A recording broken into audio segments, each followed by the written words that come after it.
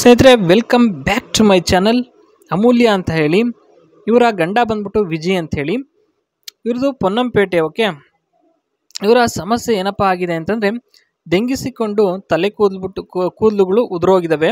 ಏನಕ್ಕೆ ಅಂತಂದರೆ, ಇಕ್ಕಿ ತೆಗೆಯುವಾಗ ಜುಟ್ಟು ಹಿಡಿದ್ಬಿಟ್ಟು ಆ ರೀತಿ ಆಗಿದೆ ಅಂತಕ್ಕಂಥದ್ದು ಇವರ ಒಂದು ಸಮಸ್ಯೆಯ ಬಗ್ಗೆ ಇಲ್ಲಿ ಭಾಳ ನೋವಿನಿಂದ ಹೇಳ್ಕೊಂಡಿದ್ದಾರೆ ಸ್ನೇಹಿತರೆ.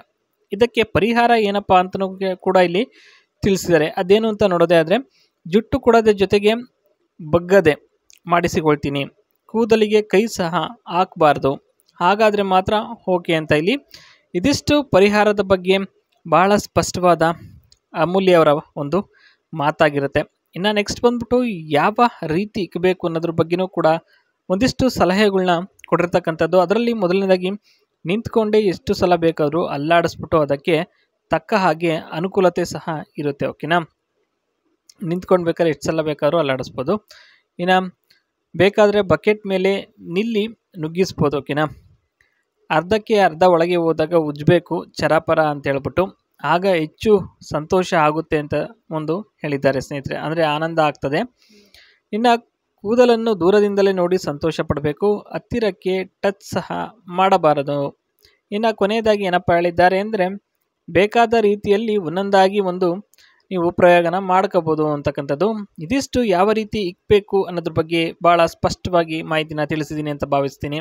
ಇನ್ನು ಏನಾಯಿತು ಅನ್ನೋದ್ರ ಬಗ್ಗೆಯೂ ಸಹ ಇಲ್ಲಿ ಸಾಕಷ್ಟು ಮಾಹಿತಿನ ನಮ್ಮ ಜೊತೆ ಶೇರ್ ಮಾಡ್ಕೊಂಡಿದ್ದಾರೆ. ಅದರಲ್ಲಿ ಮೊದಲನೇದಾಗಿ ಕುದುರೆ ಥರ ಜುಟ್ಟು ಇಟ್ಕೊಂಡು ಬೆರ್ರಿ ಇಕ್ಕಿ ಮಾಡಿ ಮಿಂಡ ಅದಕ್ಕೆ ಒಂದಿಷ್ಟು ಭಾಗದಲ್ಲಿ ಕೂದಲು ಪೊತನೆ ಉದುರು ಹೋಗ್ಬಿಟ್ಟಿದ್ದಾವೆ.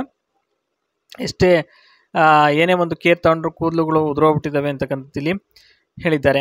ಇನ್ನು ಮತ್ತೆ ದಿನಕ್ಕೆ ಏನಿಲ್ಲ ಅಂದರೂ 12 ರಿಂದ 13 ಸಲ ಆಗ್ತಾಯಿದ್ರು. ರಸಗುಲ್ಲ ತೋರಿಸದಿದ್ರೂ ಸಹ ಸಂಧಿಯಲ್ಲಿ ನೂಕಾಡ್ತಾಯಿದ್ರು.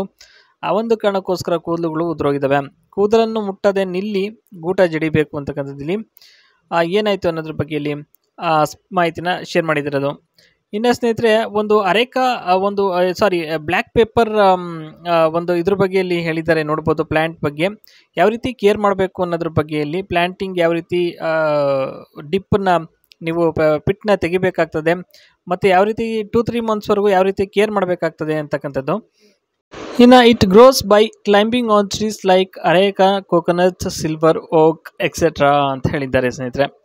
ಒಂದು ಅಕ್ಕಪಕ್ಕದ ಒಂದು ಜಾಗದಲ್ಲೂ ಕೂಡ ತೇವಾಂಶ ಚೆನ್ನಾಗಿರಬೇಕಾಗ್ತದೆ, ಮತ್ತು ಅದರಿಂದ ಕೀಟ ಹುಳುಗಳಿಂದ ಹೇಗೆ ಕಾಪಾಡ್ಕೋಬೇಕು ಅನ್ನೋದ್ರ ಬಗ್ಗೆನೂ ಇಲ್ಲಿ ಮಾಹಿತಿ ಕೊಟ್ಟಿದ್ದೀವಿ.